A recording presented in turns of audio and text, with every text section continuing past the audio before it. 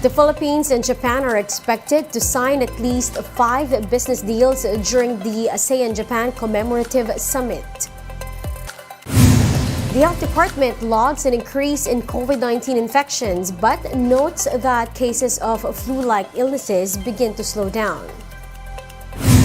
And throngs of Catholic devotees start attending the first of the 9-day Simbang Gabi ahead of Christmas.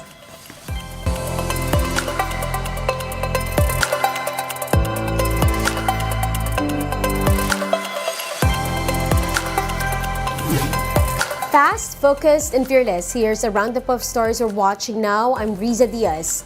President Bongbong Marcos is currently in Tokyo for the commemorative summit on the 50th anniversary of ASEAN-Japan friendship and cooperation.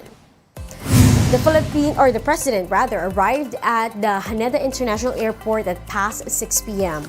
Accompanying him are First Lady Liza Araneta Marcos and other government officials. Now, during his departure speech, the chief executive said the summit gives the country a chance to affirm its position on current international issues. The president is set to attend a state dinner today, while the summit will be on Sunday, followed by a bilateral meeting with Japanese Prime Minister Fumio Kishida. Now, on Monday, the president will attend a climate change forum and pay a courtesy visit to the Japanese emperor before flying back to the Philippines. According to Trade Secretary Fred Pascual, they are expected to bring home more than 5 business agreements with Japan. The Education Department says it is working to resolve the unremitted premiums and contributions of its teaching and non-teaching personnel. The DepEd says it has been conducting meetings with the Government Service Insurance System, or GSIS, since February on the matter. In fact, a memorandum of agreement was forged in September, designating GSIS officers that will exclusively respond to DepEd's concerns. The DepEd adds that reconciliation activities for data in its central, regional, and division levels are underway. According to the Commission on Audit, the DepEd failed to remit nearly 4.5 billion pesos to GSIS as of end 2022. Now, as the lower house opens up talks on economic charter change, one financial expert is keeping a tempered view on its impact on foreign direct investments. Retired global investment banker Stephen Kunyeng told The Big Story that pursuing charter amendments on economic provisions will only work if sectors and industries in the Philippines are already attractive for investors. He said that setting up the foundation for a healthy business climate should come first before relaxing regulations. Foreign direct investments fell 20% in the first half of the year as the Philippines lags behind regional peers. House Speaker Martin Romualdez earlier said that the lower house will be studying the push for Chacha while on Christmas break. What is the first thing any investor, foreign or local, is looking for? They want to make money.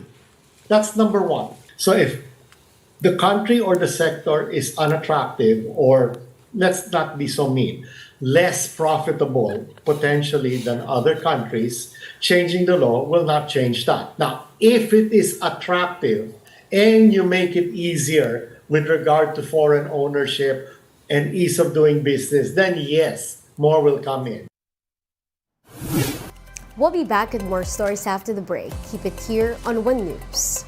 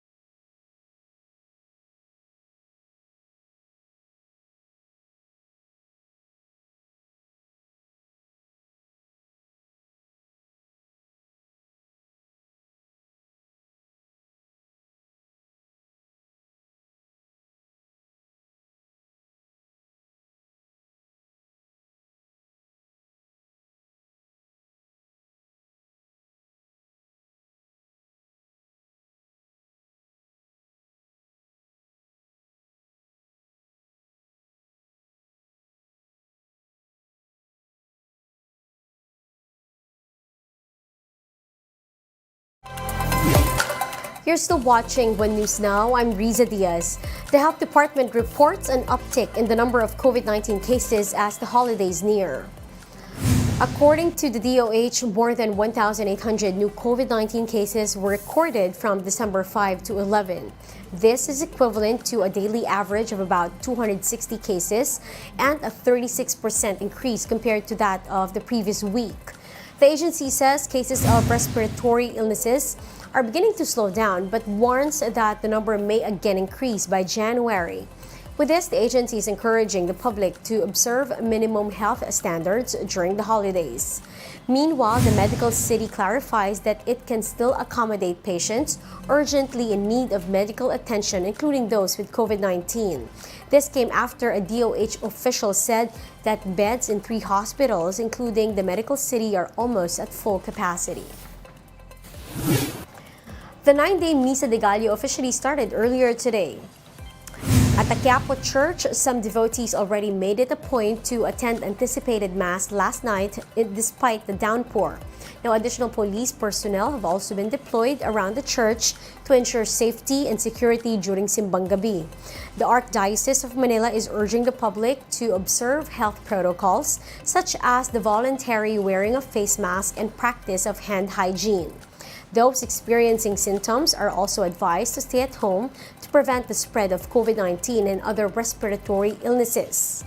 Meanwhile, authorities inspect the route that will be used for the much-awaited Traslasyon of the Black Nazarene next year. The Grand Procession will return on January 9, 3 years after it was suspended due to the pandemic. May kasikipan yung ibang kalsada. Yan po ang observation ko. Magkaroon ng clearing, pati po yung mga wires na tapos yung mga sanga daw na ano yan, along the street. May sapat ba kaming pulis na ilalagay doon base sa aming unang pagpaplano? Mga abutin mo mga 7,000 PNP personnel ang kailangan. Still looking for the best gift for kids this Christmas? Well, one expert tells us the top toy trends this season. Let's watch this.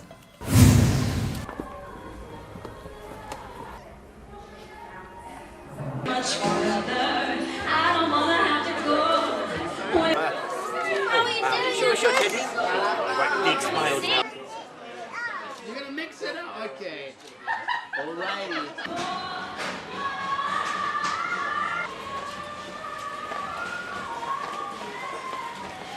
I think this year there's the licensed character products, so anything that ties in with a film or a game or anything of that ilk. That's one of the areas showing real growth this year.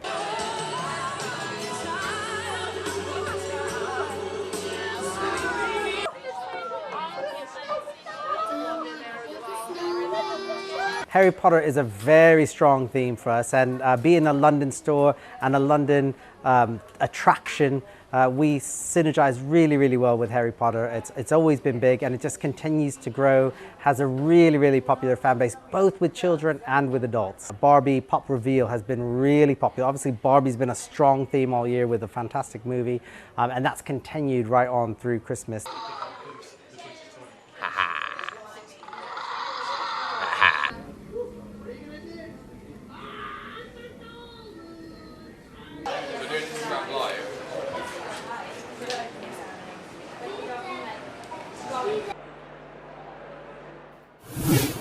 And those are the top stories of the hour. I'm Riza Diaz. We are One News.